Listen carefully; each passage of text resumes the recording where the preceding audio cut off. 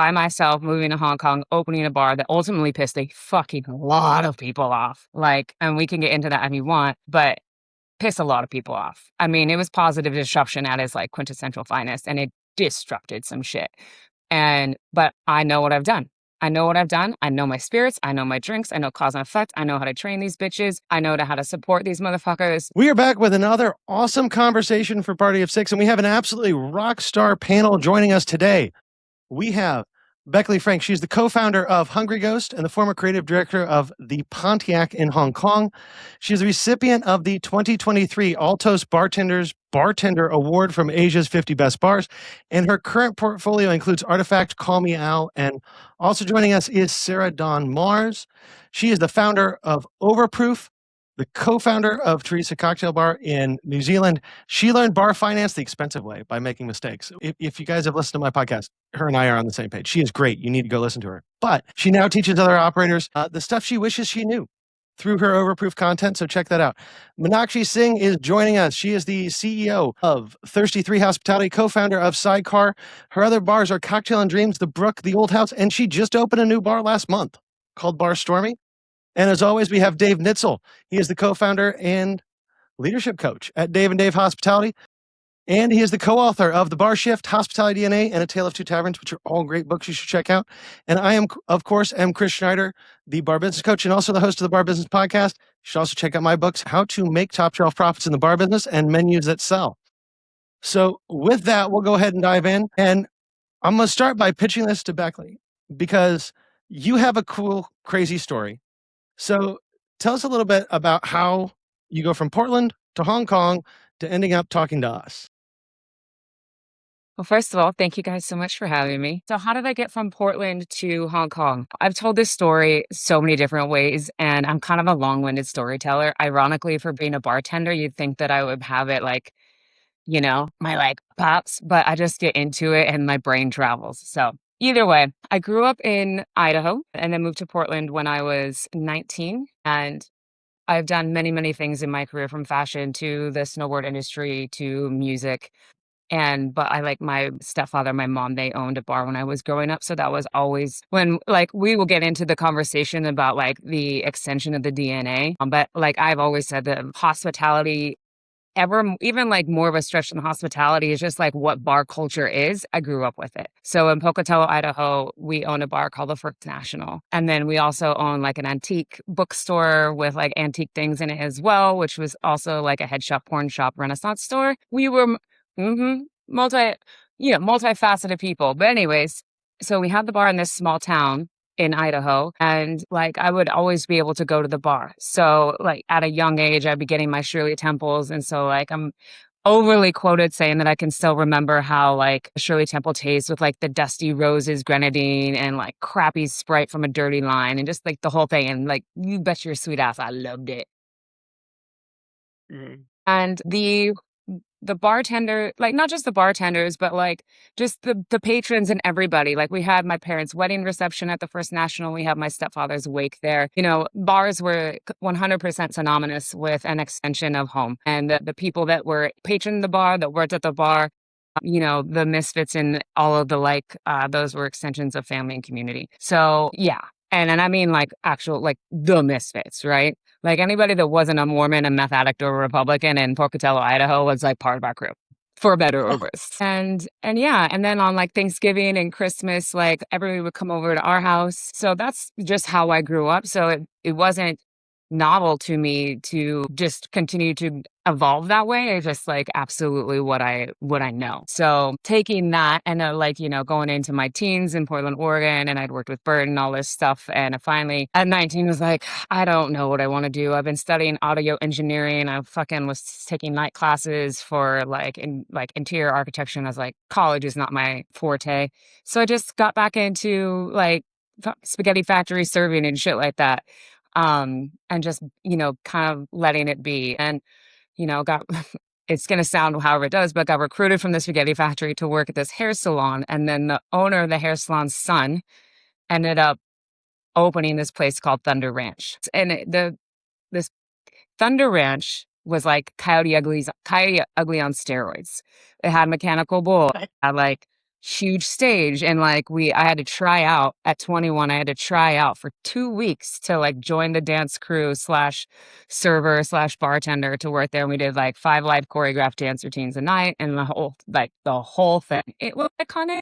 And so that was my target. It was like high performance, fucking super high volume, honky tonk, but like thunder did through the venue. Like you had to drive outside of town to go to this place. And then from there, started working at a place called Dixie Tavern in downtown Portland, and I did that for a few years, which was basically the same thing. You know, I took my skills in performance and like, you know, led the team. We started doing events there and things like that. It's important to kind of like, oh, well, whatever, it's important, not, but like you can see what I was doing between like 21 and 24. It's like paralleled, if not borderline identical to like what I did at what I do now and what I did specifically at the Pontiac. So we had this event called Reservoir Dolls.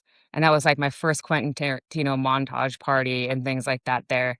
And like, yeah. And then if you fast forward, that montage party at the Pontiac became the Reservoir Dames, which evolved into Unapologetic Rage. Like there's a sequence of affairs that evolved, but it's been still happening for the last 20 years.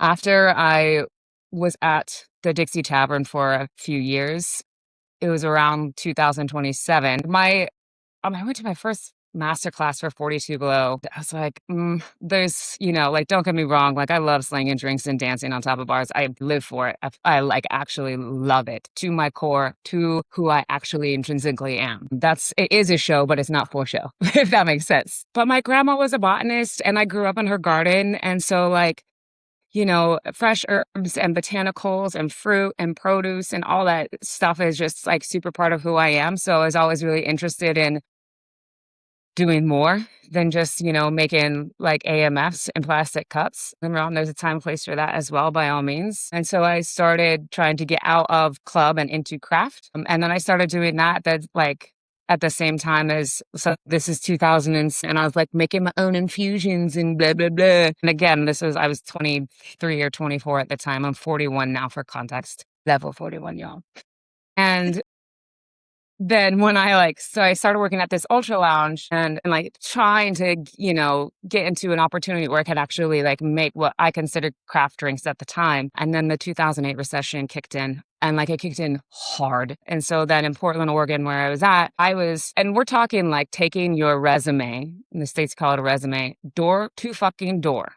I am a grown-ass woman. I'm dancing on top of bars. I'm bringing home 70,000 USD a year. And now it's 2008. I'm 25. I'm going door to fucking door with this CV, this resume, and no one will hire me because I don't have any craft cocktail experience. And that's when it's starting to happen. I don't have fine dining experience. I like create events for, you know, I've been on, you know, snowboard tours around the US. Like I've done things internationally, but, you know, I don't have that skill set. And at the same time, that we have people with like, you know, masters of fine arts or like, you know, they used to own their own business and everybody is trying to juice the lemons. I mean, everyone. So for 6 months, I was, you know, doing that.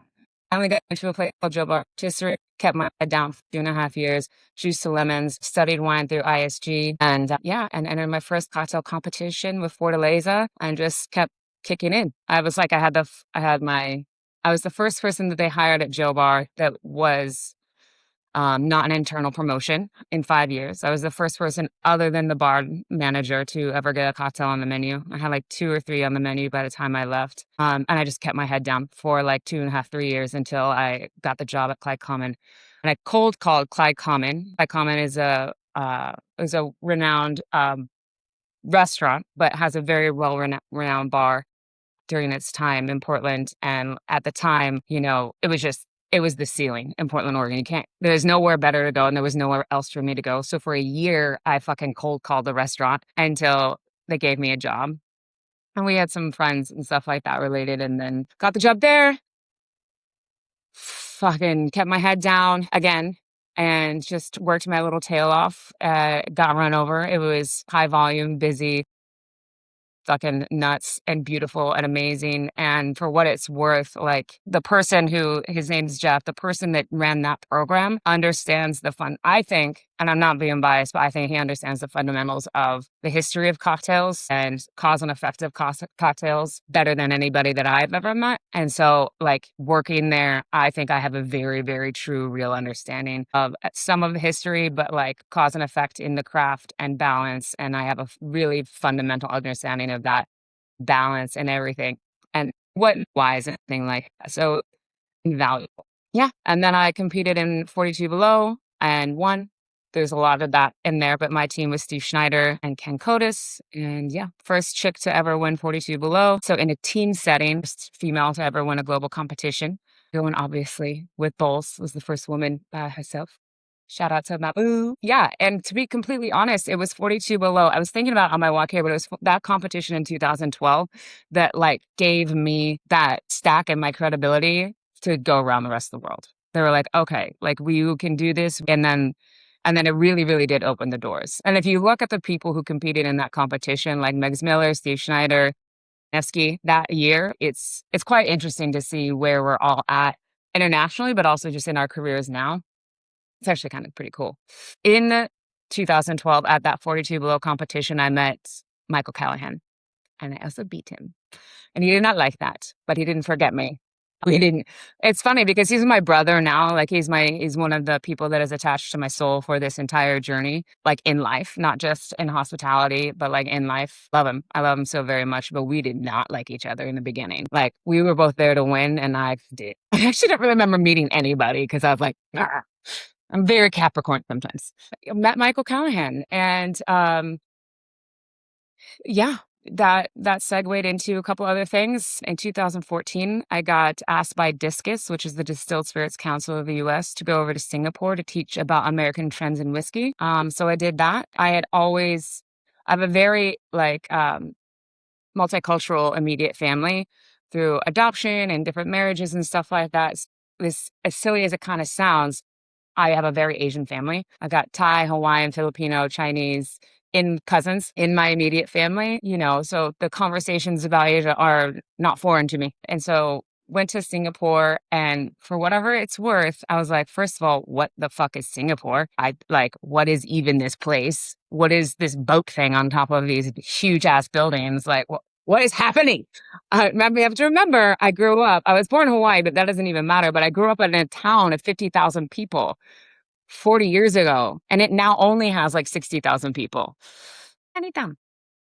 In in comparison. So whatever brand of what I was selling, they're like, oh, so I did a thing at the ambassador's residence, like the US ambassador's residence. And then I went to, I don't know. Anyways, I was like, whatever the fuck I am and I've got, and whatever, I know how to make a whiskey sour, they were like, this is the shit. And I was like, yeah, I can do this. Okay. The rest of the world has always been calling me. I've always wanted to live abroad. I can do this. And then the reason why it's important that I stay connected with Michael is Michael Callahan had moved to Singapore to open 28 Hong Kong Street.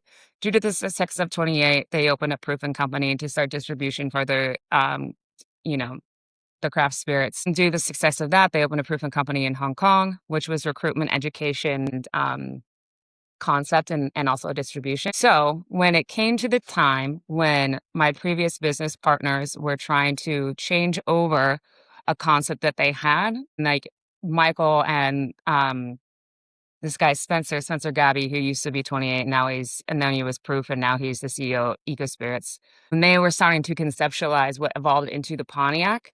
Michael had done a podcast with Steve Schneider just randomly, and he was talking about this bar that he was trying to work on. And Steve was like, you have to call Beckaly. And he did. Because I had gone to Singapore, it was straight up, it was Friday the 13th in April.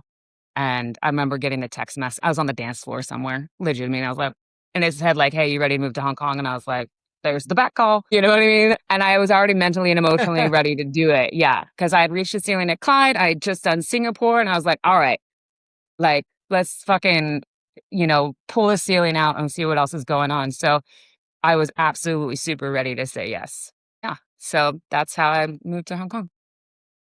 And I had never been before. Beckley, we I never mind plugging one of my own books. So I'll give you a minute and I'll plug one of my books real quick, but it's an effort to ask you a question about travel. So when we wrote Hospitality DNA, which Menakshi's in, we were looking for the things that defined award-winning talent in our industry, folks like you, folks like Menakshi, of course, Sarah and Chris. And we were just trying to bring some definition to, hey, is there something we could learn? And one of the findings that we had was that travel was a core component, a shared component of what a lot of people who are truly spectacular in the industry, they just all shared. We weren't looking for it. It just showed up. It just kept showing up over and over again in the stories on how well traveled people were, and not like vacation travel, life travel type things. Do you think that the traveling is being, is it a byproduct being, is being great at hospitality a byproduct of the travel? Sounds to me like the travel is very natural to you. Maybe they're one and the same, but it lends itself to a certain amount of, I think, empathy and appreciation for giving and service. Have you given that much thought in terms of the relationship between how well traveled you are and then your application of those types of learnings to how you run your business, how you think about your team, your partnerships, your guests? I don't think that hospitality is like being, in love with your craft and being somebody who is giving great hospitality and really nurturing the guests and the experience is a direct byproduct of traveling. I think that you can have that innately. Like I know a lot of people that I love and adore that are like also the best at it that have traveled, but like it isn't part of like their path. You know what I'm saying? However, it certainly aids, when we're talking the greater scope of empathy and understanding, like like you're better at your job and you're better at whatever your job is, the more you know, regardless of anything, right? And because I have traveled, I know the level of education that I have gotten in the last years living abroad is borderline immeasurable and would never have happened if I hadn't have left. And sometimes it's a little bit like not daunting, but there's so many things to get excited about and so many countries to dip your toe in and try to feel responsible for, like at least understanding the culture and at least understanding this and like really doing your diligence on like every time you're in front of them, like trying to get to know them, take a piece home with you and stuff like that. And you wanting to take that with you so you can ultimately share it with somebody else, right? It's the transfer of enthusiasm, transfer of energy, transfer of experience and knowledge. Those things definitely aid. If you go back to, the origins of the profession, or at least like when the profession started to become glamorized and notarized, right? Like those people were all travelers as well. US people going over to London and so forth. So I think it's part of it's definitely, I don't think that being good at your job is necessarily a byproduct of the travel, but traveling is part of the infrastructure of higher levels of the profession. Yeah, that's what we found too. I agree with that. Yeah, I was always wondering what your backstory was. How in the world did you get to Hong Kong? Did you was it throw a dart? But it was actually very measured the way you found your way there, which is interesting. There's definitely like a lot shut of up because like I know everyone critical else has manifestation. questions 'cause there's a lot there. That's okay. Yeah. Yeah, cool. I just have a question about I have a question about your confidence, because when I first met you, you are somebody that walks into a room and you immediately can tell that you walk in with like a lot of confidence. And as a woman specifically, for me, that's like something that I admire because it's not easy to just carry yourself confidently all of the time. And I'm wondering if you being raised in that bar industry had anything to do with that. Something that you found later on? That's a great question. Appreciate it. No. The bar being raised around a bar, no. I think that, like, full transparency, I think just growing up. Well, first of all, born that way. Like, I was born that way. I think that, like, I was born with enough fucking balls because there was a lot of shit that I was going to have to go through. You know what I'm saying? So there's a duality of, like, my parents teaching me that I could do anything. And that thankfully they did because they didn't do anything for me. You know what I mean? So I've been doing, and it very truly. So I've been doing everything for myself for a very long time. And we're talking like 11 years old. And then I moved out when I was 16. Yeah, paying since I was seen it, things of that nature. I want to get emancipated, but in Idaho, it's not legal to get emancipated. Yeah. So I think there's a lot of, I've been providing for myself for a really long time. And I don't mean to say that ends in like, like whatever, rock and roll. So you have to like end up having some confidence to like get through it, right? And so I've just been doing that. I'm very fortunate to have not blind ambition, but like, I mean, I just do have ambition and I don't have enough time to like, I don't have enough of a cushion to fall on to be so self-conscious. Does that make sense? Like if I'm not just going out there and getting it and going forward, because there's nothing to fall back on. Does that make sense? I'm not going to be like, oh, I'll take 6 months off and figure out my life. Like gap years aren't a fucking option for me. You know what I mean? Like I left school at 17, got my GED in the same week. And from my SAT scores, I was able to enroll in college at 17 and went to university, started at 17. I didn't finish university because like I said, your girl don't look like college. Maybe she doesn't like authority. I don't know. I love learning. Right? It's like, but so yeah, there's not space for me to rest in my laurels. Like I have to go get it. And so I'm going to, like, I don't know, maybe it's almost like a survival, and it's not in a positive way with only positive good intention for it, but maybe it's sort of just like a survival technique of mine that I just don't faff about because there's nowhere, it's not safe back there. Nothing's going to catch me. There is no chill. There is nothing to be like, we're just going to have a moment. It's like, no, let's get excited and let's go forward. And also in compliment to that, I work my ass off. And I like to work. I'm built to weather the storm. I don't shy away from it. I don't cry about it. Working is great. I like to work. Obviously, there are balances to that. By all means, prefer to work than not. That being, I've worked for everything's been handed to me, regardless of like other contributing factors. Nothing's been handed to me at all. And like I said, proactively chose to fucking hand CVs out door to door when I'd already like, could have just stayed in my path, asked and got to where it was going. You know what I mean? Nobody was like, get in this competition. Like my fucking boss was like, you are a psychopath. Jesus, get out of my face. And I was like, okay, but I can enter, but I can do it, right? You know what I'm saying? Nobody was like, all right, it's just like, so that being said, there was no space for imposter syndrome because I know for a fact I've worked tooth and nail for everything whatever I have, I worked tooth and nail for it. I've earned every single little piece of it. And I also know what I'm talking about. So in moving to Hong Kong by myself, yeah, I mean, Michael was here, but that was a whole other situation. By myself, moving to Hong Kong, opening a bar that ultimately pissed a fucking lot of people off. Like, and we can get into that if you want, but piss a lot of people off. I mean, it was positive disruption at its like quintessential finest, and it disrupted some shit. But I know what I've done. I know my spirits. I know my drinks. I know cause and effect. I know how to train these bitches. I know how to support these motherfuckers. So if you want to say anything, you can say it to me because you know what I mean? It's like, there you go. The real Beckaly's out now. There we go. Cut The that coffee clip, has Chris. kicked in. Look at it. Look, I told this group when I did the speech in India that Beckaly was sitting. Beckaly's the one that was in the front row, and I'm like, if she starts giving me the bullshit eyes, I might just melt. Now you see why, right? It's like if I start getting the bullshit eyes from this gal, this thing's just over. So there it is, right there.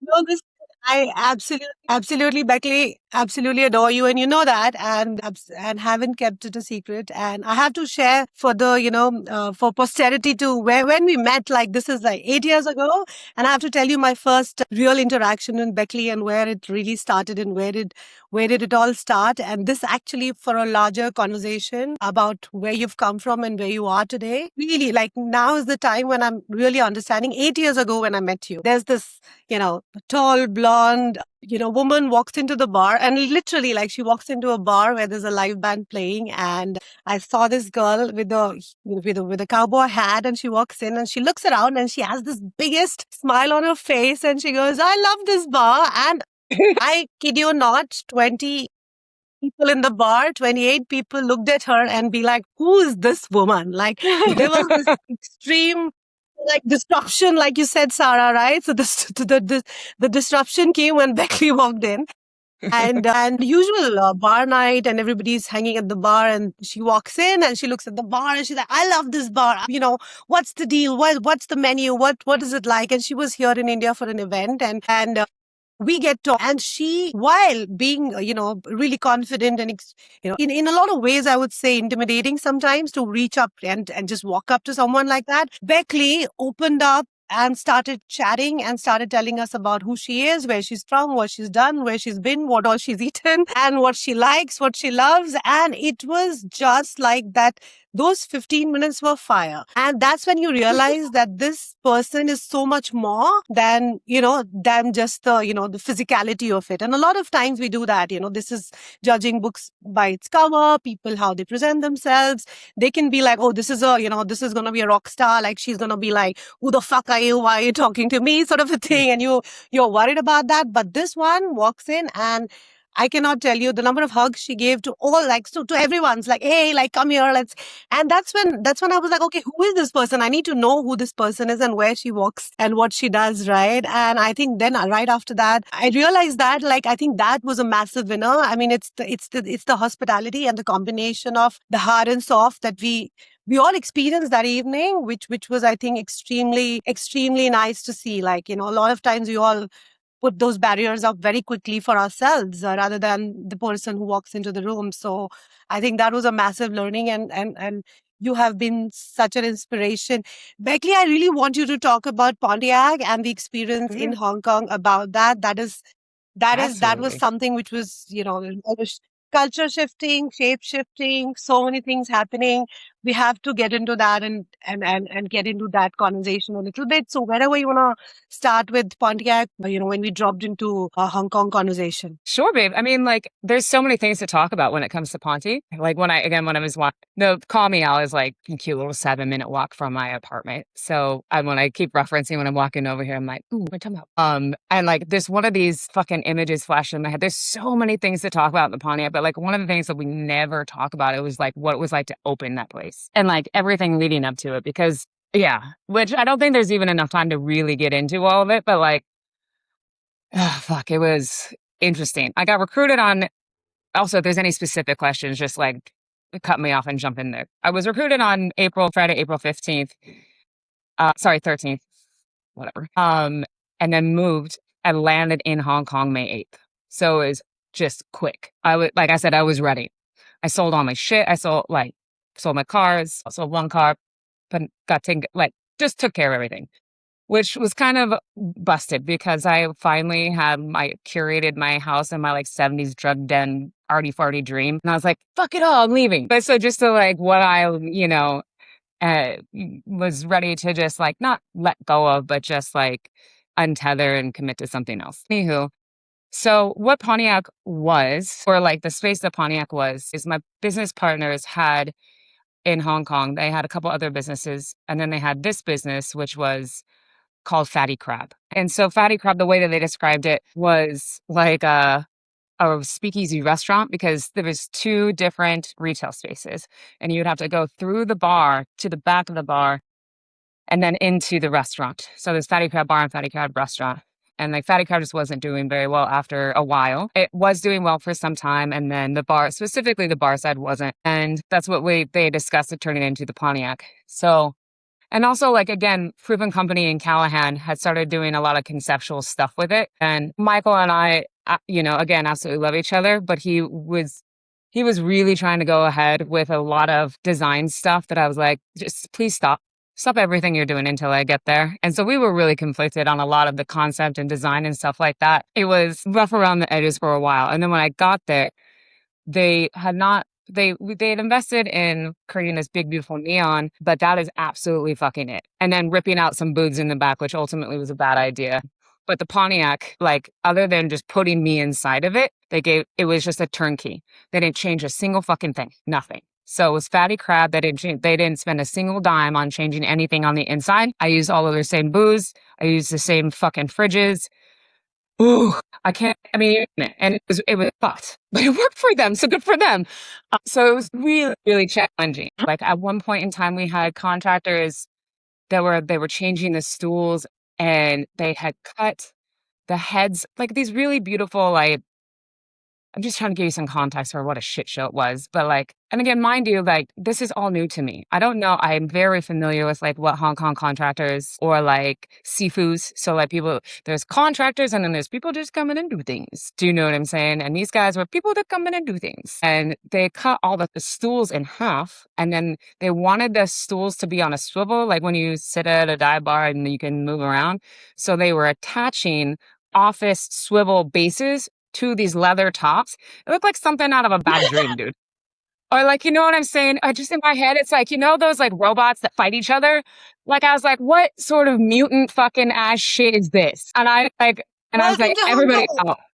And they're like, why is white girl screaming? I was like, I can't do this. And so like, I put a halt on like, at that point, I was like, everything stops. And I was like, you guys aren't paying attention. Like, this shit is bloodletting. The fuck is going on? And then also the team at Fatty Crab, no idea that there was the team at Fatty Crab had no idea that I was even coming down there, that that bar was transitioning. It was super toxic, really unfortunate situation. We made the best of it by all means, but like just getting down there was brutal. Like just getting down and doing the whole thing was brutal. And then when guests came in the door, they were like, they still thought it was Fatty Crab. They're like, who the fuck are you? What are all these new things? It was just like the first 6 months were just weird and really, really hard. The freezers broke. And again, they're like, well, they didn't fully break, but you know, they're like, or sorry, not freezers, refrigerators that like have like, they're just like the see-through doors and you just see all the humidity and it's Hong Kong, right? So it's just gross. So then they die. So on Friday and Saturday, I'm using my fucking tin ice buckets that I used to get ice as like fucking ice baths for PBR just to get through Friday. It was wild. It was fucking wild. Yeah. And I love how people now are like the real arcs about shut the fuck up. Shut up. You want fucking serving ice cold beers out of tins on a Friday night. That's a real bar. Don't get me wrong. I love it. But that segues into like the evolution of the change that we've helped make and stuff like that. Where like creating more space for simple bars or real bars and stuff like that. So it was wild. And it was also 2015 in Hong Kong. It was a way different time, you know, super different time. I primarily hire women. And even hired a young trans woman, 2015 or 16. She didn't stay very long, but even then I was like, how is this gonna, first of all, she's hired if she's the right person. She didn't last long because she wasn't the right person. But I was like, all right. And this 2015 or 16, right? So I was like, all right, first of all, that's what we're here to do. It's create space. That done the rock and roll. And we've had, you know, one or two, trans, non-binary all throughout the years since then. But it was still like, okay, how's this audience gonna react to this shit? When we opened, my head bartender was this gentleman named Jacob Cohen. He was the bartender at Fatty Crab. Won him over, but it was really, really hard. And I miss him very dearly. But yeah, and other than like Callahan, who was there from time to time, it was all women. And I was like, here's the situation. I don't care what you wear. If you potato sack, as long as you feel comfortable, you own it, that's fine. You know, what you have to is you can't get your hair at drinks. I don't care if you're down, but like, you know what I mean? In any other situation, be like, hair has to be up, no shorts, blah, blah, blah, blah, blah. For this, I'm like, I don't care what you wear as long as you feel confident and it's like hygienic to your job. And that can pick people off big time. The bar can to be like a lot of dudes would come in, especially like the financial bros would come in and sexualize the team. The team has the tools. You know, we're a group, we're together, we're strong and kind. You know, our whole entire motto of we are the Pontiac is that you can sit with us, and being an inclusive team, so inclusive in finance bros. And that's totally fine. And we love that. That's meaning to be derogatory. It's derogatory when those guys want to like pay for sex, but then when they leave. But yeah, so it was like just the initial 6 months was really ruffling of the feathers. There's two sides as well, like as the industry. I think Michael was really respected, and he's done immeasurable amount of great things for Singapore and Hong Kong. It's undeniable, and I think people respect him a lot. So by proxy because he was the one that brought me in. I feel like that it was extended to me to an extent. When 50 Best rolled around, people got really mad though. Because we were like, I think we were 19 or 17 Right. in 2016 for 50 Best. We just fucking punched. Like once we got our bearings and people started to understand that the Pontiac wasn't Fatty Crab and that we were doing things and that our cocktails were really, really good and that we were an undeniable force. It was, yeah. And then the people got pissed. And then Wait. Why did people get pissed? Because it's different. Because it's different. We are loud, proud. Oh, girl, but it's 2015, 16, right? And Yeah, not true. for nothing, Yeah, but true. like I haven't been in Hong Kong as long as other people have, and I'm not doing things the same way. And I'm very, very intentionally promoting women and in their individuality and making money doing it, right? It took a minute to get there, but our most profitable years would have been that like 2017 era. Hong Kong was more in Hong Kong. COVID, all that pre-demonstrations and pre-COVID and everything like that as well. Yeah, one of my very, very good friend, like one of the people that I love the most in this city, like so we had an after party for the awards at Pontiac.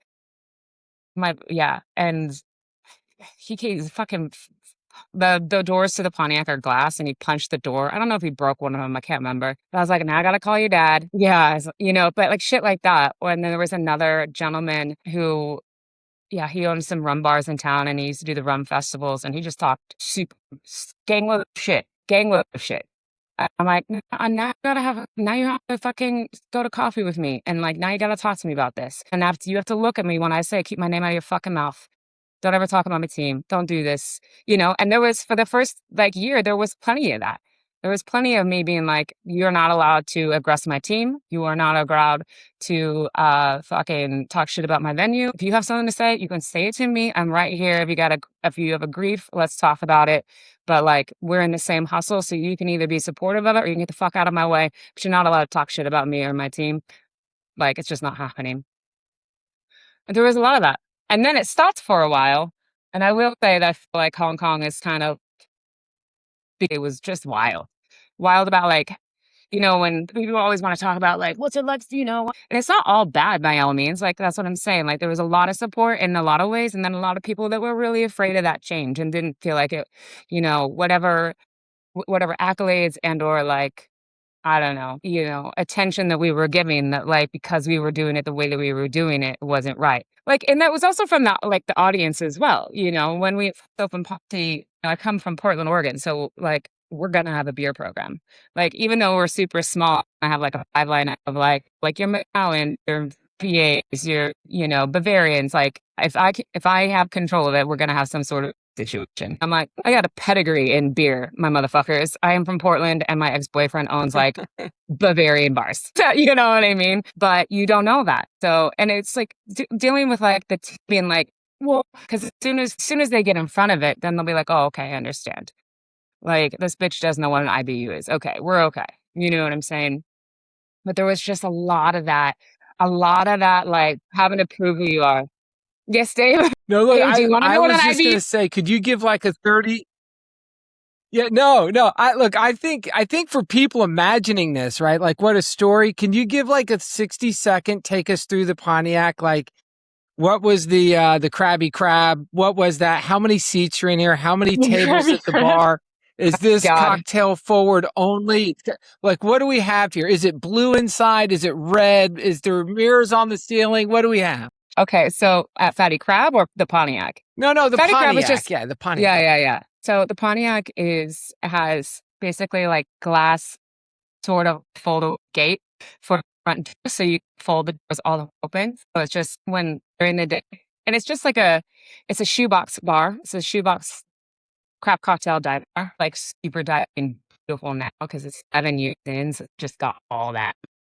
And it's like the building is basically like distressed and horrible. Like everything falls down, but it just adds to the character. Anyways, so the bar is on the right. So you got 14 seats at the bar and there's like 7 seats in the back and on the right hand side, the bar. And there's no storage or anything like that. So it's just like the entire back of the bar on the right hand side is just 3 shelves full of spirits. And so like we call the cocktail program on terroir and back bar because we're not like some things we're doing like some technique shit, of course, obviously, but the beauty of what we're doing is playing with what's already inside of the bottle. Yeah. And what, I mean, for fuck's sake, what's inside of the bottle beats the shit out of everything else that we're all making. Let's be honest, because we've been doing it for centuries, right? Or like some of them, not centuries, but anyways, so lots of bottles on the back bar, bras all over the place. That's an homage to Hudson Heifer, New York, which is a movie Audi is based off of. So female owned, roll, shit kicking, positive attitude, with craft cocktails. We still have a jukebox, but the jukebox has been out of commission for a long time. Hong Kong community, man, just fucks it up. Left hand side is like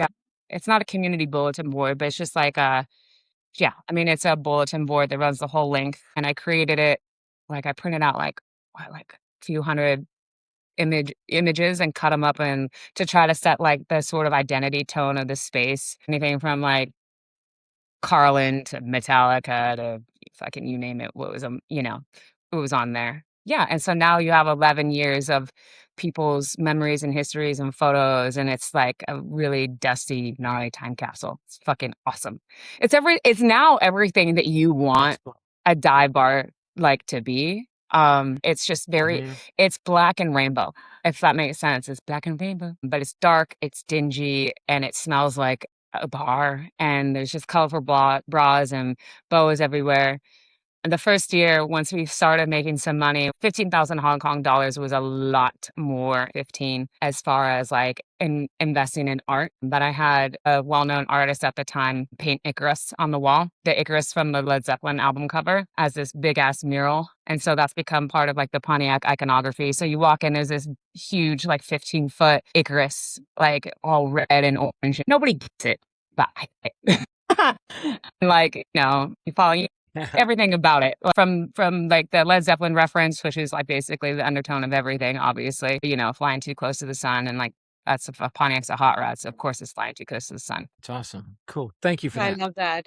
Beckley, like, do you think we talked about a little bit about that, and you touched upon that the right after maybe when the wards came in is when things started shifting for you and the Pontiac and the whole story. Do you think it had something to do with the East and the West, coming together? A lot of people would not understand what you were trying to do, or do you think it was ahead of its time, or was it the right time, or was it intentional? I think, everything was intentional. So there's a couple ways to look at that. One of like the big, like most notorious stories about when we first opened is I'm coming from Portland, Oregon, right? Like I'm not used to concept bars. That's not, like, I get it, but I never thought about it, right? And so I moved down to Hong Kong. We get the bar open, and it's the second day of our grand unleashing, that's what we called it. So we've been operating, taking money for a month, and then we finally have our grand opening party. So the day after that, where I'm like a shell. I am like a not existent human being. And this guy who is a journalist, who was also friends with my business partners, he was like, perform for me right now. Give me your fucking speech. Give me your concept. And I was like, no, it's not doing it. And I was like, it's not a concept, it's a culture. And he was like, excuse me. And I was like, I cannot define to you what this is and what it's going to become, because it is not a concept. What we're doing is a culture. And that's so, like, from inception, it was always going to be a culture. It was always going to have a heartbeat. You know what I'm saying? It was always going to be bigger than the sum of its parts, even before we knew what that was, and like organically grew into. And I don't know how I knew that's what I was doing. Potentially it's probably because there was probably no other way for me to fully do it unless I did it like that. Yeah. Do you know what I'm saying? Yeah. I feel like you also lived. Yeah. I feel like you created, like, Pontiac is you, like your personality. Like you enter and it's your home ground without you telling at all. Like without you saying anything about the bar. I feel like it's absolutely you. We talked about the extension of the DNA.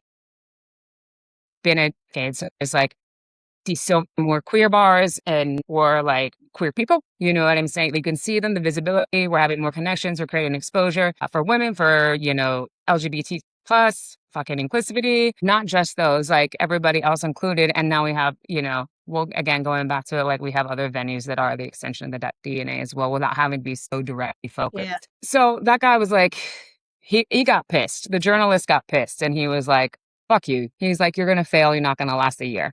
And I was like, oh. And then of course my business partners were like, you need to email him and tell him you're sorry. And I did. I was like, listen, you're from here, you tell me.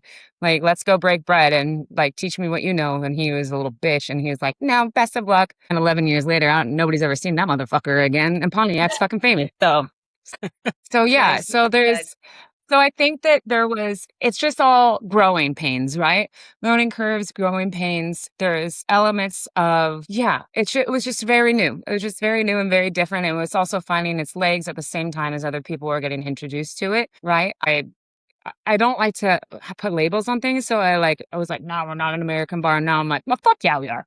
You know what I'm saying? But I get that, but I get the luxury of that perspective because I have been gone so long. So like, even just going back to Dave's question earlier is like, because I have traveled so much, I get the perspective of seeing what my culture is and being really proud of those things that it brings to the table. And then also being like, regardless, not getting anything political and regardless of the state of the chaos over in my country, it's like it also makes me very, very proud of being American and proud of my country and seeing the value of what I've learned growing up there and it's because of that I'm able to travel and do what I do. So there's the hybrid of like the Western and Eastern um, melding. I think that one of the things that Pontiac has really done is established like undeniable trust within the community, within the guests, within Asia and the rest of the world. It's like you can trust the Pontiac. So very quickly, we touched upon the gender,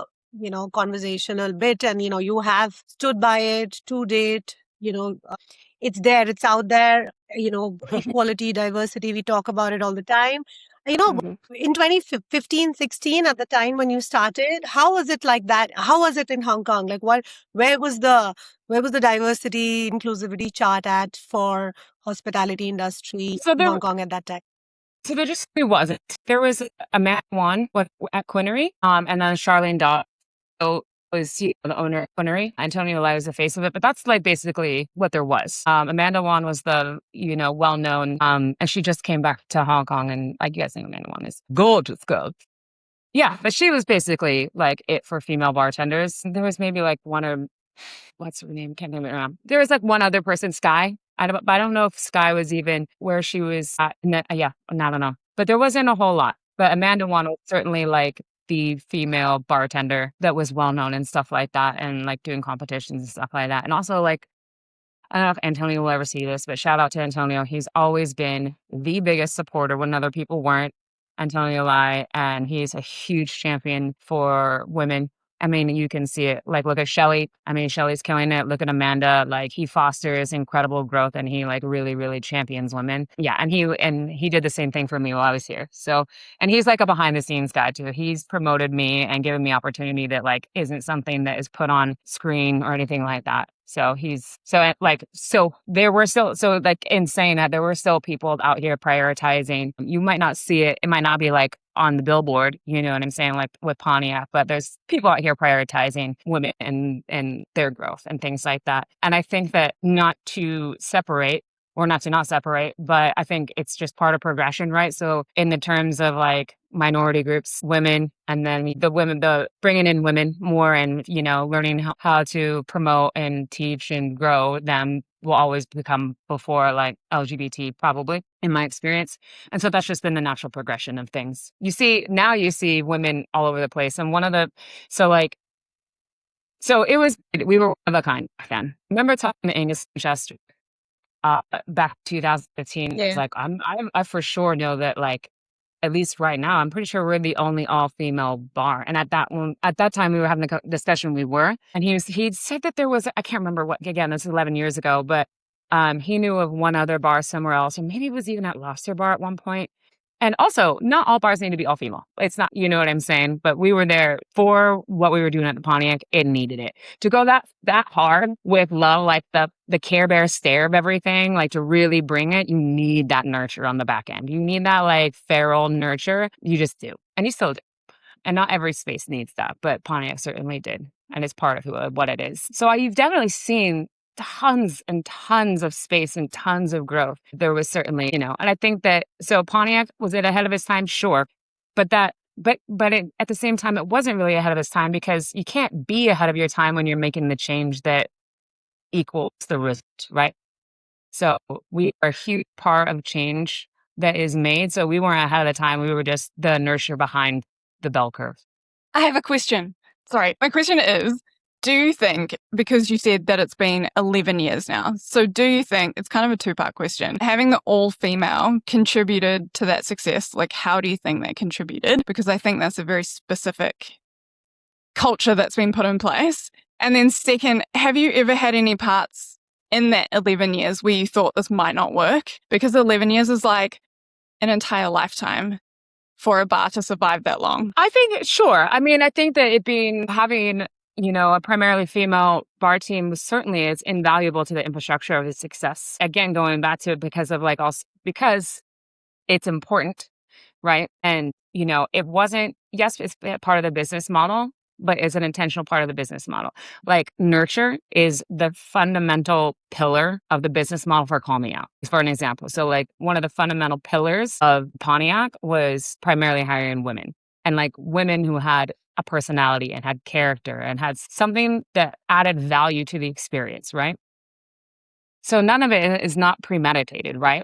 I hired people that, wanted to be liberated in their own way. And in that, like that draws attention and also creates more space for the guests to be liberated as well. On whatever side of the spectrum of that liberation we're talking about, being like, ooh, I don't know, it's okay to sit here by myself, or like, I'm gay, or whatever it is. Or, like our regulars that are, 70 years old that wear 3-piece suits every day, like we pride ourselves on the fact that like our guests are, are actually diverse. Do you know what I'm saying? And so, yeah, that's definitely part of the business. Diversity is part of the business. Inclusivity is part of the business. We sell inclusivity. And I know you know how I feel about selling shit. What was the second part? How do you think, has there ever been a moment in the 11 years where you didn't think that it was going to continue? 11 years is so long for a bar to survive. Yeah, it's COVID for sure.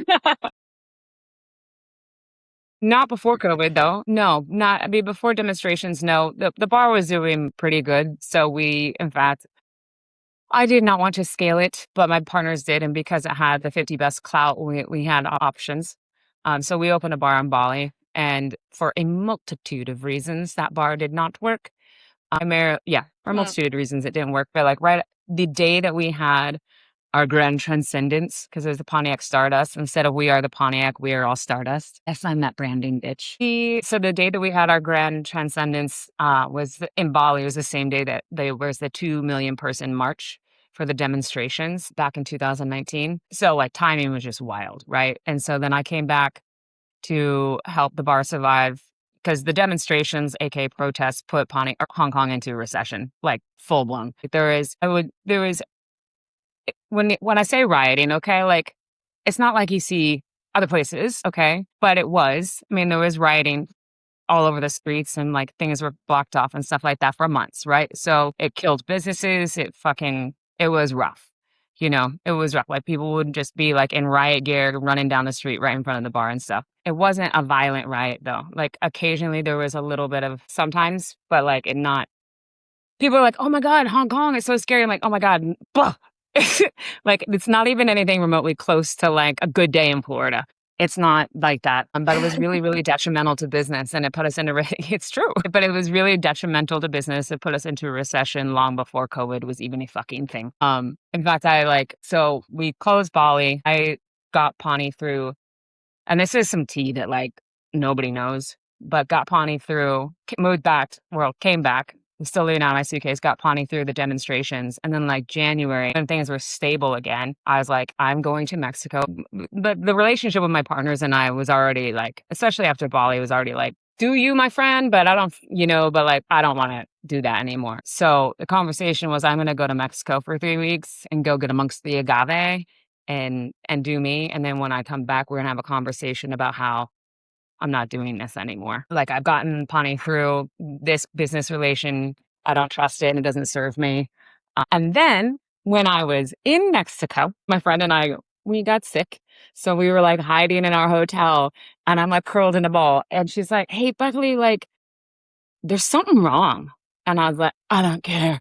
And she's like, no, there's something really wrong. Like people are getting sick. And I was like, I'm dying. Shut up. And she's like, no, like really sick. She's like, there's a virus going around. And I was like, what? Time out. And she's like, no, people are dying. And I was like, what the fuck are you talking about? And that was COVID. And so I came back to Hong Kong at the end of January. And then I took like one over trip in February. And then it was full blown COVID. And then and so I hunkered down and kept my bar alive through COVID. That's what kept me in the bar for the next 2 or 3 years or however long that was. And then my wife ran Pontiac for a little while I opened Quality Goods Club. And then that was the real ticket though. That really pissed my partners off. Well, one of my partners, when I, expanded my horizons, that really pissed them off. And then, we finally got Jen in to run the Pontiac. Yeah, if we weren't able to just really hunker down and tighten that fucking bandwidth, we would have been fucked. We are very fortunate that Pawnee is such a low overhead. So with some government subsidies, the government did 2 stipends of subsidies for businesses that had that had restaurant licenses. So you would get $200,000 each stipend only for salaries, so you could retain your staff. And so for 2 times we closed the bar. So we turned off the lights, we stopped paying rent, we did everything, and we just for like a month, maybe a month or 2 months at a time, something like that. Nothing super long. And then used the stipend to pay for their salaries so we could retain them. And then May 8th turned everything back on and went full speed ahead after that. But if we hadn't had, and that's where Pawnee I opened up a cafe, like a brick and mortar cafe called Pawnee Cafe. But that Pawnee Cafe brand was one of the pivots that I made. And I hate pivot, but it is when we had to turn into a daytime cafe when we don't have our kitchen.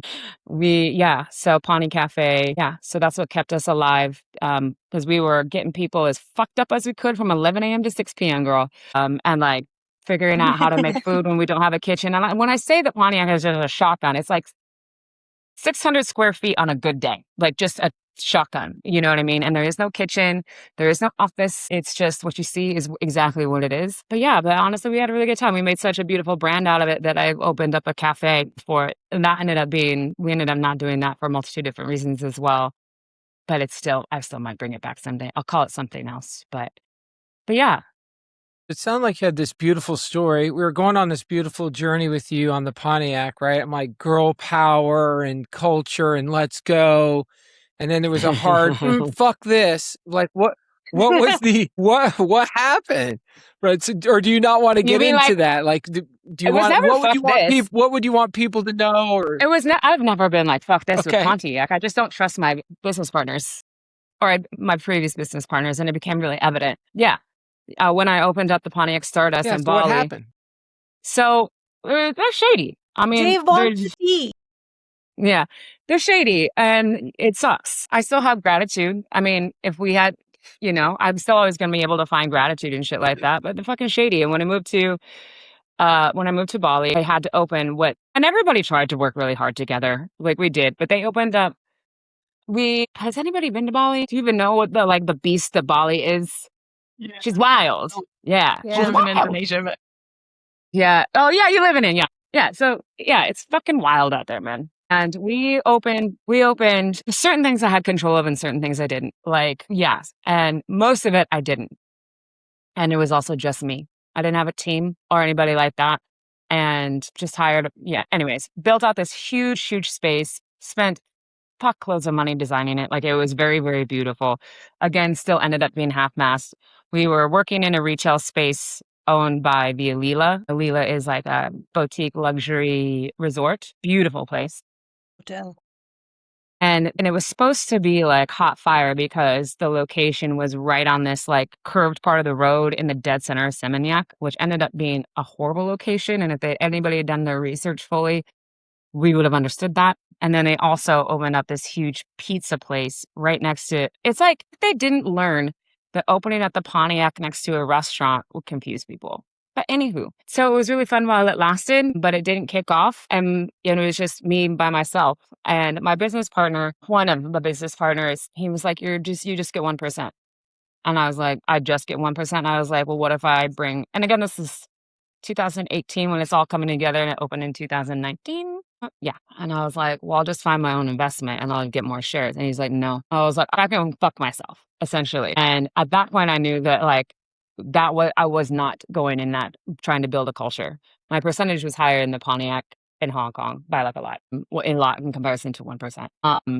I also think they thought the margins were going to be different based off of volume and stuff like that because the space was so big. But I just remember him looking at me dead in the face and being like, no, never, ever giving you more than that. And so I was like, okay, well, I'm still going to take this opportunity and I know I'm going to build a brand. And so I did. And the brand is still, people still talk about it to this day.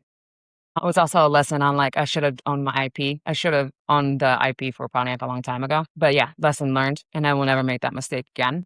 IP is I think trust in IP is a huge learning curve, this whole thing. So it also goes back into like the conversation about like, okay, getting the right partners and stuff. You can get the right partners, but at the end of the day, like not 100% of the time, but more often than not, and I'm not trying to be like a poo-poo, but more often than not, the wind is going to change. And the people that you think are going to be like your ride or dies, you're going to be like, P.S. go fuck yourself. You were just a face. Thank you so much. Goodbye.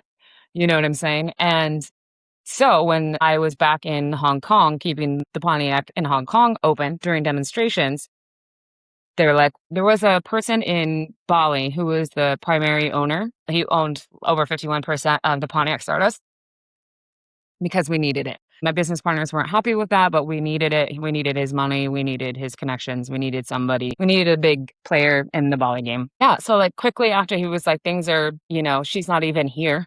And this doesn't seem to be working right now. So I'm closing it. And I was like, okay, well, that's fine. It was a whole whirlwind situation. And you have to understand the thing was big to me. And I was like, okay.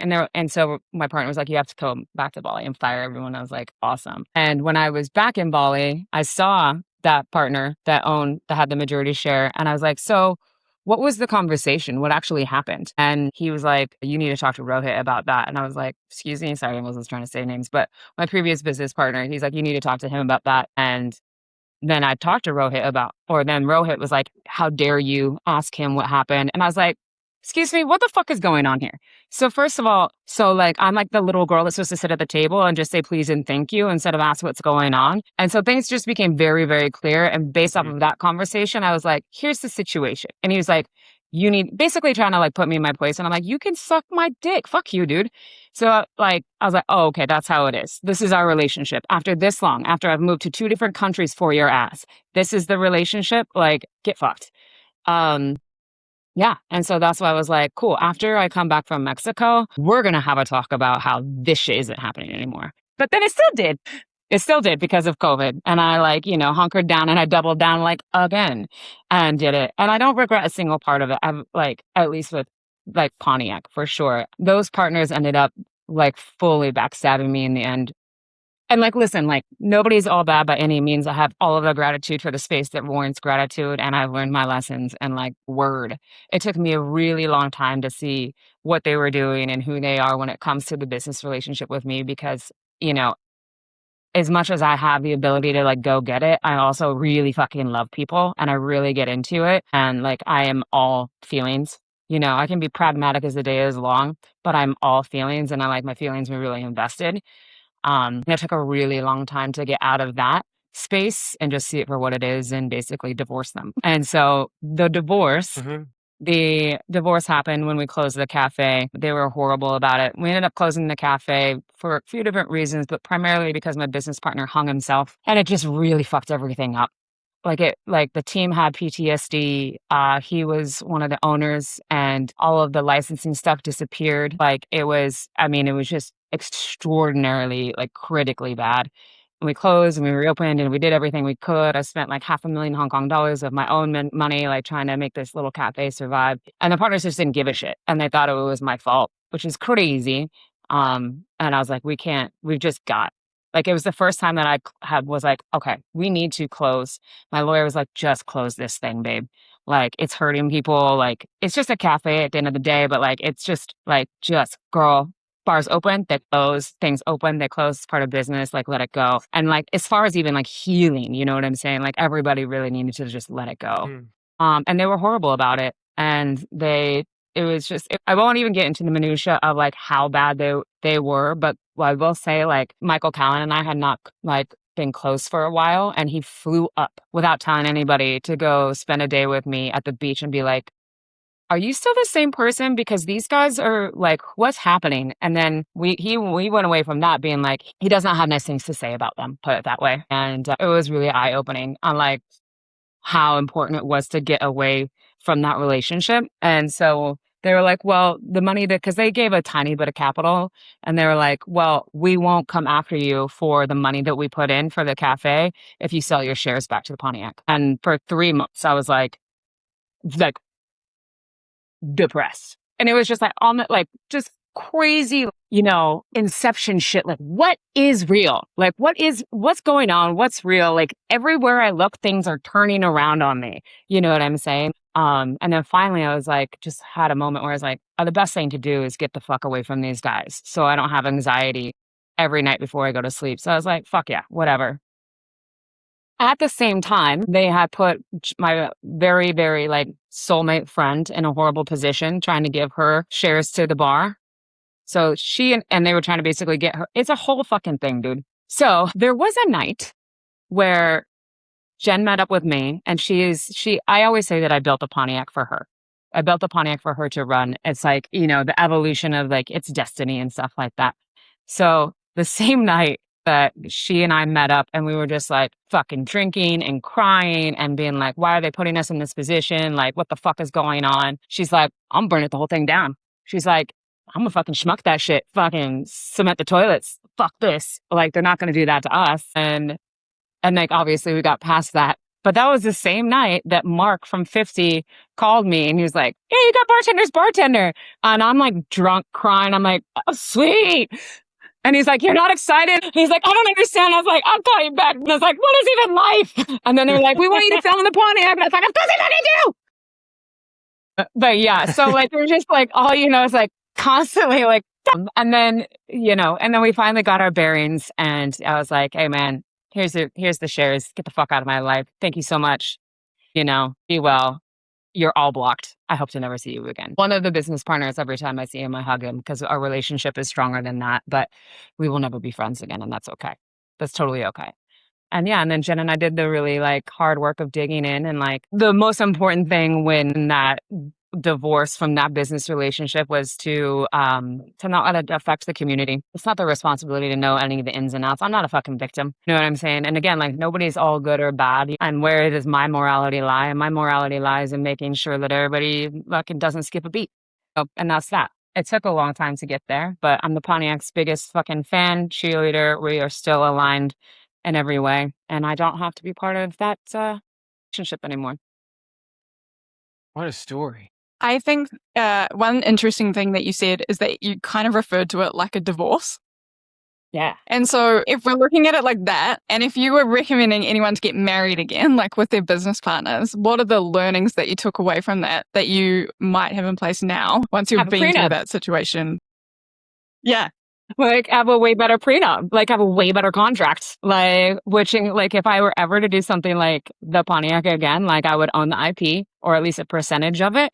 And I would have a full blown contract stipulating what the fuck is going on.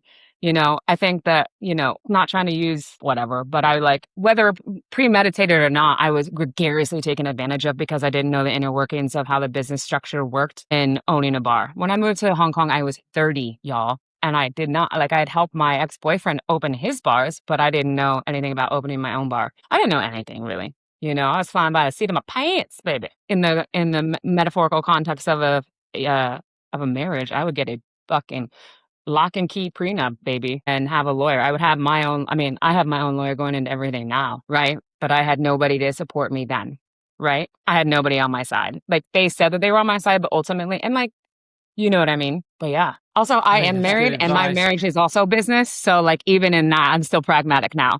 Now I'm just extra, like, everything's got to be documented. That's a very common theme from people that I've talked to on my podcast is business partnerships imploding because nobody had any prenup, like partnership agreement. You gotta, get your fucking prenup on. And it wasn't the only one. Like, there were like with quality goods, like, well, that was a shit show.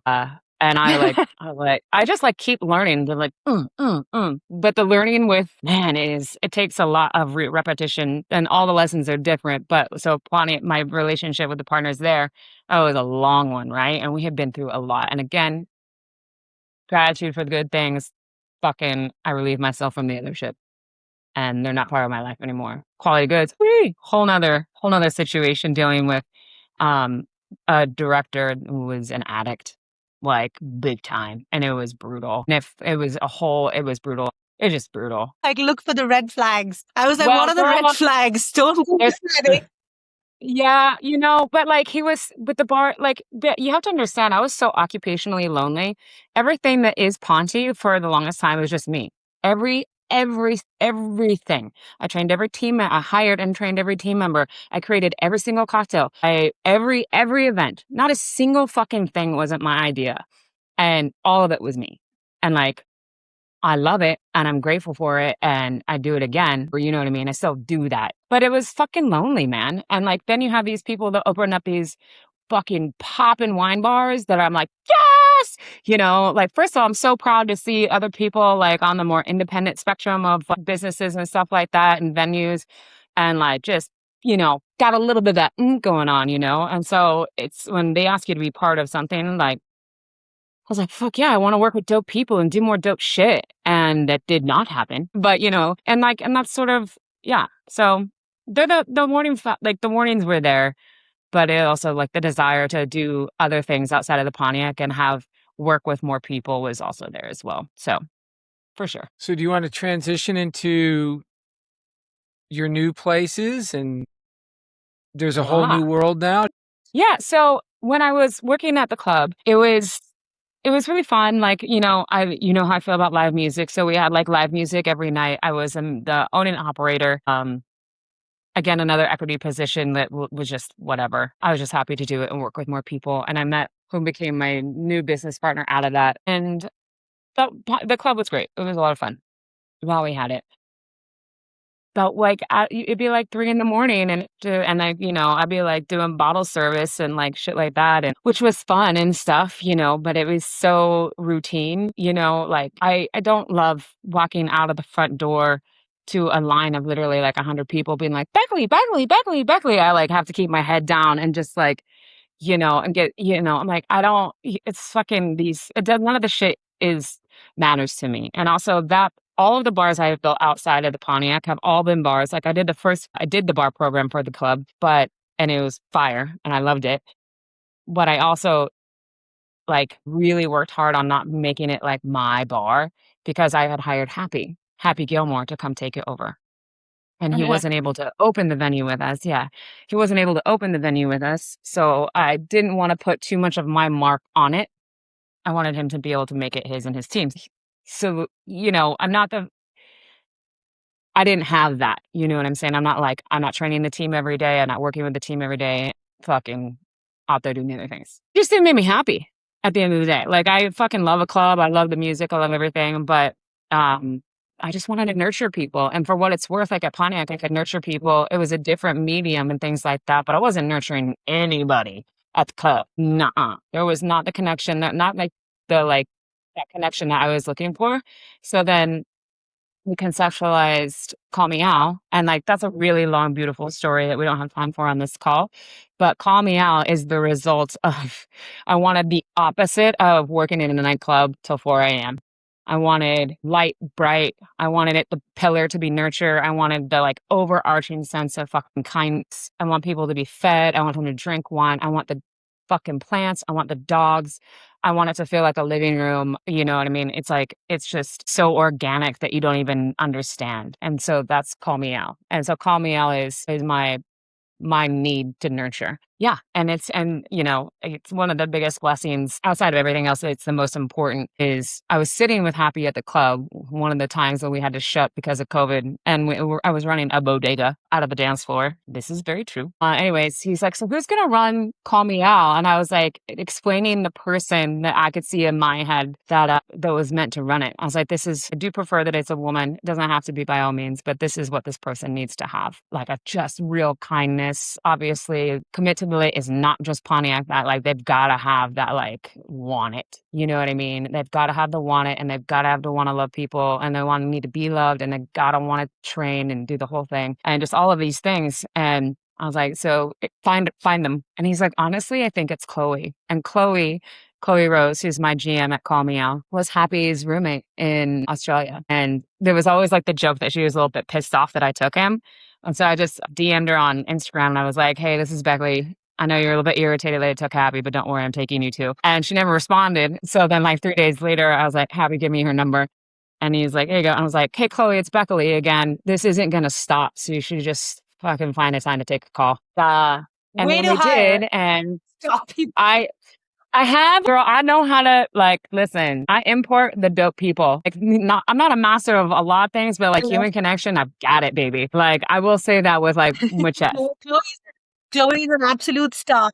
She's an absolute She's star. everything. And, you know, and like she was perfect for all of the reasons. And like, obviously, like, challenges and stuff like that. Her bar that she was at, obviously, they're like, you're getting recruited internationally, you're going to Hong Kong. Like, how about we give you more money? And we were like, big time to consider their offer, and she did. You know, we were like, we support whatever you do, and she took the time and she accepted our offer, and she's been the best gift.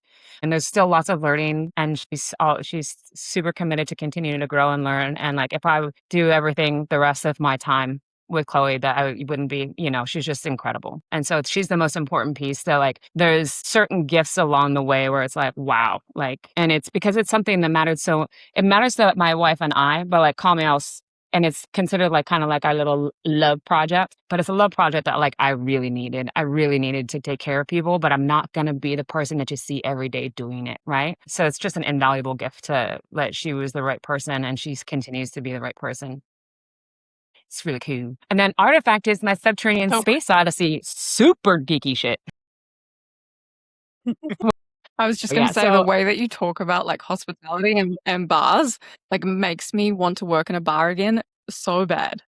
I want to do a project with you tomorrow. Again, I know people, baby. I've met you once, and I'm like, whatever rock and rolls in the future is happening. You're just a fucking bitch. I'm in. Yeah, and then Artifact is our like, and then Artifact feeds the other side of things, right? So Call Me Out, like, you know, it's all the pieces, right? Great food, great drinks, great friends, you know, 70s rock and roll. We named the goddamn bar after a Paul Simon song. Now, I won't get into like that creative direction of that because that's a whole nother layer of stuff, and that's a different podcast when it comes to like creating and branding and all that kind of stuff. But Artifact is about, you know, it's about the interior architecture. It's about our super contemporary drinks with this epic fucking young, primarily Nepalese team with a trans bar manager and a like a 55, 60-year-old Indonesian host. Anyways, it's just, I'm obsessed with it. But so it like, you know, different ends of like the spectrum, but again, always going back to the extension of the DNA. The extension of the DNA remains the same of how and why we take care of people. Artifact is wild. Location is sucks balls. I'm not going to sugarcoat that. Like, we're all in the business. Like, the location fucking blows. If I could teleport that bar to Central, not only would I be fucking loaded, like, dude, if Artifact was in Central, it would be like, I'd just be like, tits out all day, be like, suck it. Like, so the biggest struggle, the biggest struggle is our location. We are literally in the basement of a fucking food court in the bottom of the building with 1,000 assholes. That's what the cab drivers call it. And it's far away and it's just rough. And so I'm so incredibly proud of what the team does and what we do there, considering that it is a ball ache to get to. It's very worth it. It's stunning. And it was designed by this incredible interior architect. His name is Nelson Shao from NCDA. Yeah, and it's incredible. And both venues are in their 3.5 year. So next year will be our 4 years. And they're both under Hungry Ghost Limited, which is the name of the parent company. It's our little group. Ezra and I got married. We were not in the same place. Again, that's another conversation, but under the Hungry Ghost Full Moon, in 1 month, it'll be 6 years ago. And so we named our company Hungry Ghost. And Hungry Ghost is essentially kind of like, it's kind of like the Day of the Dead in Chinese culture in a way. It's respecting and feeding, you know, loved ones from the past and things like that. Very on brand. That's awesome. What's next? So that's a really good question. Admittedly, I have opened in Asia, have opened up and been like at whatever scale proprietor of or structurally an owner of 8 venues in Asia, from fine dining neo-Japanese. Artifact used to have a fine dining Japanese counter as part of it. Turns out fine dining Japanese food with a chef-driven concept, it doesn't work in a food court. Food for thought. Turns out barrier to entry when people can get like a 90 Hong Kong dollar like Peking duck when you want lunch for $2,500, not gonna work. So we let that part go. Yeah. And then cafe, cocktail dive bar, Mediterranean fucking 24-hour licensed nightclub, Mediterranean craft cocktail bar, in neighborhood place. We've hit some different parts of the spectrum in terms of like style of operation and concepts and things like that. And I will say that Call Meow was always built to scale, redesigned it, hoping that we could scale it. I would be very open to scaling Call Meow. Ezra, my wife, would like to open Closed Mostly Harmless, which is her bar. We had it for 4.5 years. And then we've tried really, really hard, but that's another conversation. But like the building is stunning as it is like pre-World War I. The license changed, so like we weren't able to even get it licensed right. The whole thing. Anywho, so now that that's not here, she has more space to open up a Mostly Harmless in Paris, which has always been what she wants to do. So we're working on that. Again, that will be her bar. So I don't know. Maybe I'll look at doing a Call Me Out in Paris or something like that. I will say, I'd be happy to do like Hungry Ghost, like consulting and stuff like that, and it's set up for it. But as things are right now, I think I still need a little bit more time. I'm happy with the bars that I have, and I need a little bit of more time to see if I even want to open another bar again. I'm sure that I will. I'd like to think that I'm good at it, and I care about it enough to know that it's valuable. But we're in a space where, shit's so wild out there, right? So I'm a little bit more interested in like continuing to run these businesses, focus on, paying investors back and getting to a really level ground. If I want to open up another one, I can, but looking at other things as well.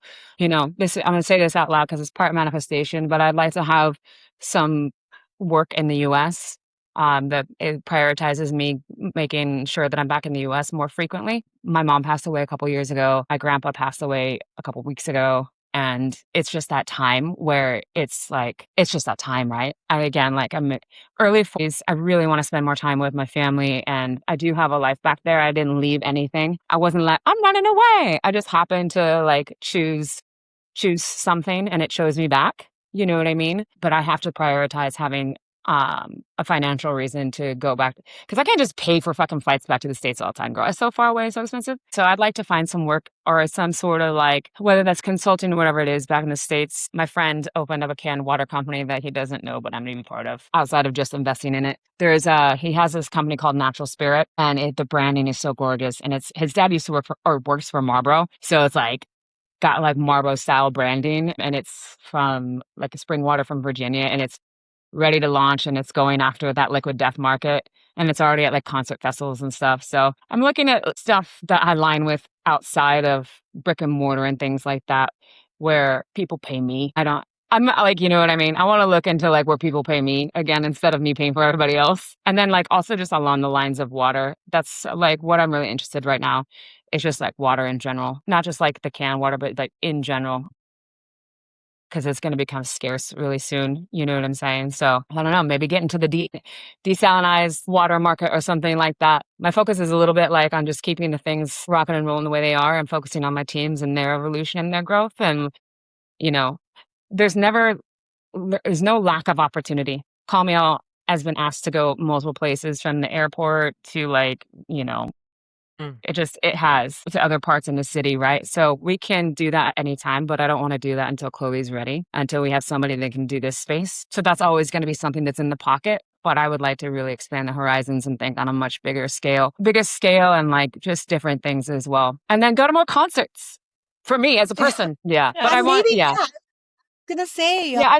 Beckaly, like your story, the journey, my God, like have you considered ever writing a book? I mean, somebody here, 2 people here have written books here. Babes, if you guys want to help me find somebody to write a book, I will write a book tomorrow. My shit will be so funny. That's what I want to do. That's the other thing too. It's like I have like, Jen and I have this idea for a podcast that is called The Backyard Bible. And it's all like, it just starts off like it's just I want to do other things as well, right? Like I have the bars, I've done the bars, I want to do other things. So like just Fun. having Some like fun. fucking crack ass conversations about like all the backyard shit, like examples of just like the ratchet things that you have to do to make shit work on the fly, or like, you know what I'm saying? So like whether it's for a guest shift or something that like some crazy fucking story of traveling or something like that, something that's just like fucking hilarious that really worked well. You can make it into a book, you can make it into a podcast.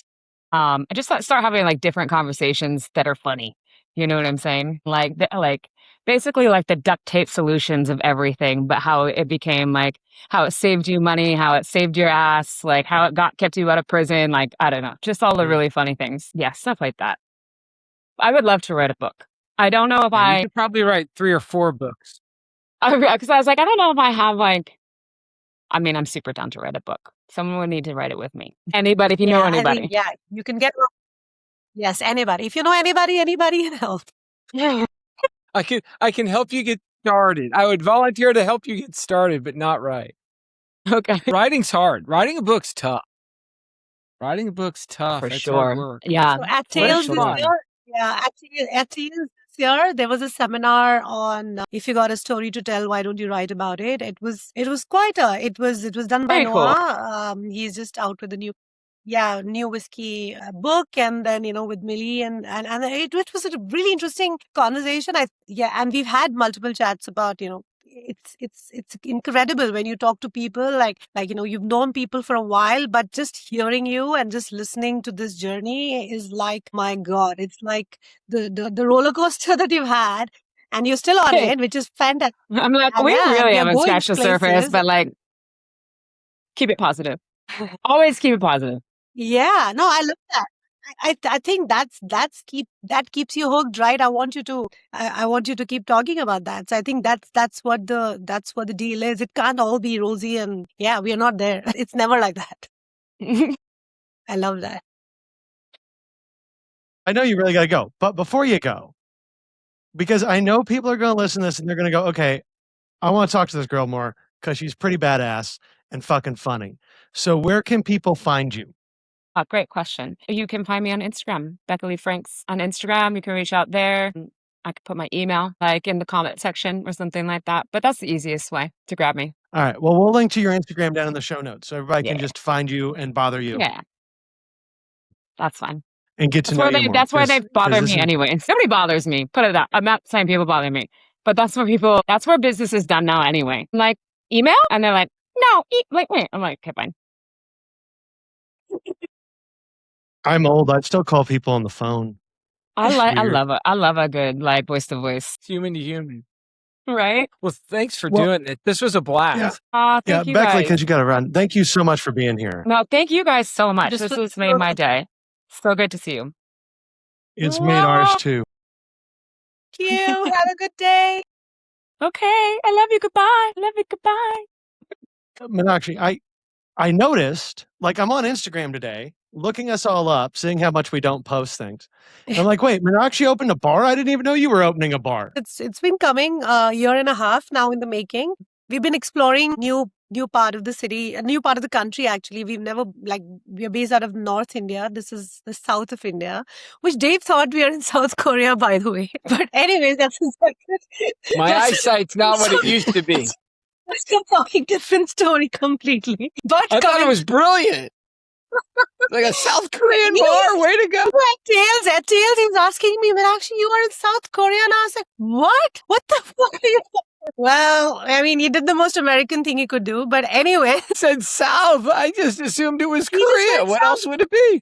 so anyways, we are in the south of India, and we've been exploring that part for a while. And things just fell into place organically. In fact, we have an investor, and this was great because it was time to open a spot. It all worked well. And we've been talking about partnerships and, people we go for and how things have to work. It has taken us almost 3 years to, figure this out in terms of in totality, to getting to know, to going out, spending time with people. I think that was key. It was not one-time conversation, two-time conversation. This was a 20-time conversations, traveling together, seeing face to face a lot more, and then deciding to go ahead with this. This is a much higher stake, much higher capex project for us as well, because southern India is far more expensive from a business point of view. So yeah, like this is fantastic. It's only been 20 days. I'm going again tomorrow, day after I leave for Hyderabad, and I'll stay there for 4 days. We're doing an industry night, hosting a bunch of bartenders. Yeah, this is all. It's all happening. All of it is happening. So yeah, very excited about that. Congrats. That is Congratulations. awesome. Thank you. Sarah, this is the first time you've been on with us, and Yes. and you have a bunch of cool stuff going on too. So I Yes. want to give you a chance to talk a little bit about what you do and where people can find you as well. Yeah, so same as Beckaly. You can find me on Instagram. It's the place where I do most of like meeting and greeting with people. It's just Overproof, but Overproof with 3 Fs because 1 F was taken. And then I also have a podcast on Spotify called Overproof. Just search for like Overproof Hospitality and I will pop up. But yeah, I think what I do is, so I'll try keep this as short as possible because it's not my podcast, but I Take your owned a time. bar over in New Zealand, and in the first couple of years of owning that bar, we were like so busy. We were pumping. We had lines out the doors. We were winning awards. We looked from the outside in like we were super successful. But if you had looked at our bank account at the same time, it did not show that same success. And so a year into business, do not recommend this, got pregnant. And I had to, when we had the kid, step back from working in the business every day. I tried, I strapped him to my chest, but it's not good. So I took a step back and I actually went into hospitality tech at the time. And the tech that I went into was a company that worked on the finances in hospitality businesses. And so I spent all of that time not in the business, working on the business instead, which is highly recommended, and learn all the things that I should have learned in the first 2 years when we lost all the money that we should have been making at the time. And so I learned so much. And then I met all these people through the tech job, working with other hospitality business owners and managers, and realized that nobody knows the like basics of hospitality finances, because nobody gets into hospo for the finances. They get into it for the people or the love of the job or whatever it is that draws you in. It's usually not the numbers. And so that kind of sparked something for me. And that's why I started Overproof, because it is just like information that is really hard to wrap your mind around if it's not broken down easily for people who don't get numbers. And by the way, I don't get numbers. Like the only change I can do is change for cash. And that's it. Sorry, the maths I can do is change for cash. That's it. Like I'm not a numbers person naturally. And so, yeah, it's just to share that with people and break it down with like no judgment and like make it easy for people to understand and hopefully make it like a little bit sexier than how it's typically presented. So that's me. So if they want to reach me, they can find me on Instagram or. I love the idea of really getting into the business and the nitty-gritty of it, because typically our industry runs away from it. Like we were talking about at the beginning, right? We either lean on experts or learn it along the way and make crazy mistakes and lose a lot of time, money and sweat and blood and tears doing that. What should have been an easier or, in today's time should have been, this is a business at the end of it, and you never approach it like a business. You don't talk about it like a business. You constantly talking about like an art form, a craft form, or storytelling, etc. So I feel like it's a really good idea to bring some sort of that. And Chris, you can you can fully take that conversation in a lot more bring some books in, some expert guidance, some tools, some AI. Like I would love to get some guides into this conversation, and give people information on what they can do to do, where are the sources? And there's so many open sources now to rely on. Not to like just promote myself, but if you're looking for good sources to learn finances, it's Sarah and I. two. Yeah. Because literally, like most people else out there talking about bar finance, they're either finance people that have never owned or worked in a bar, or they're bar people that only think they know finance and have no clue. Absolutely. Right? There's just a handful of people that I can point to in the entire world that have the experience on the ground with operations and understand finance. Yeah. Which is a disturbing thing in and of itself. So But this is also, something I'm going to Chris, talk to Dave yeah, about on my podcast. But to your point, Menakshi, is people go and hire experts. But when you go and hire an expert, you need to make sure they actually have the experience and they know what they're doing, and you're not just wasting all that money and getting yeah. the wrong information in return. So what I've Mhm. noticed sometimes is that a lot of times when you are like, so that's the thing, right? Again, there are multiple ways to look at it. Like when you go to people where, they have done that and they are doing it. Like, for example, in Chris's case and your case, a lot of times your environments, your country, your finances our industry is in a flux constantly. Like there is a constant movement on the costs, on the baseline numbers when you're looking at what is right now the attrition rate versus what it used to be, or what is now the manpower cost, what it used to be, what is now like, so its operating costs are shaking up really fast. Like now the techniques forward, equipment forward. So you are like really going heavy into the first year of investment just to get, basic drink program in place, right? Like 10 years ago, it wasn't there. I mean, I sat my bar now 14 years ago, the first bar. And yeah, we had nothing. I had a great bar counter, a blender, an ice machine, and you had these 10 things and you're like, you're done.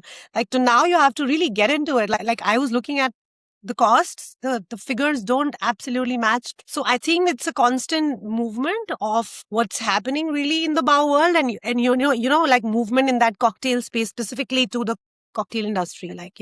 So yeah, there's a lot of learnings there constantly to be done. Yeah. I think if you only focus on one aspect, like if you're only focusing on finance, or if you're only focusing on techniques, or if you're only focusing on culture, you're going to end up losing somewhere. Like there's so much to learn when you're running a business, right? But you have to figure out how to focus on all of those. And then going back to Beckaly, that's probably where your partnerships come in handy, because I'm not the cocktails person. Yeah, and still be able to clean toilets when the toilet is clogged. Like you still need to be able to do that. So it's all in the game. Menakshi, something I'd throw at you, because you're right though that the numbers are different everywhere, right? And even like within the United States, where I live in Indiana, minimum wage is $2.13 an hour. I got a client in San Francisco, minimum wage is $18.50 an hour, right? So it's like 9 times more expensive to hire someone. So even there, but the thing that where everybody fucks up in my mind is they all want to go to these like, this is the industry standard number and I should hit this. Bullshit. Make your business model, make it work for you, and then try to beat yourself. Who gives a shit what anyone else is doing? Because then you're just going to beat your head against the wall. Also, I want to talk about recalibrating while you're at it. Like this has happened to us where like you started off as one thing and then you see the movement is here, my location and my space is doing this for people. And how are you now still moving and still with lesser, being like really on ground, constantly listening to what's happening and looking at your numbers really closely. And I'll be like, hey, coffee is a thing. I need to pick up something with coffee right away because people are coming and asking for it, or this neighborhood is whatever, it could be anything. So I feel like to be able to think like that and to be able to look at numbers like in that sense. I'm not just talking numbers here, not necessarily only talking culture and, rest of it. So if you can look at your P&L creatively, like to be like, hey, these are the... So I like those conversations a lot where you can really give people the tools to see like, it's not just about the accountant telling you made this much money and you lost this much and this is your number. So, hey, great, So I feel like doing that will be nice. I think there's more numbers that you need to get into than just what your accountant gives you, though. Because if you're only getting into those, you're missing most of what's happening in your business. Yeah. And the other thing, too, is your accountant can tell you a really good story about your P&L. Yeah. And like they can be like, hey, this is where you lost money or this cost went up. But they lack, and I mean, there are a handful of accountants that don't lack this, but most of them do. They lack the industry understanding to say, okay, this has done this. Here's a lever you can pull. Here's a strategy we could look at. Here's a way that you might be able to adjust this number. That's the first thing they don't know. The second thing they don't often know is they're like, your food cost has gone up. You need to buy cheaper shit. Right? That's the accountant advice. Buy cheaper shit. Well, that doesn't work because now my quality's gone to shit. My reputation's gone to shit and nobody's coming in my bar. Right? So it's the accountants are really good at telling you the numbers, but not necessarily interpreting them in a way that's going to actually impact a bar in a positive manner.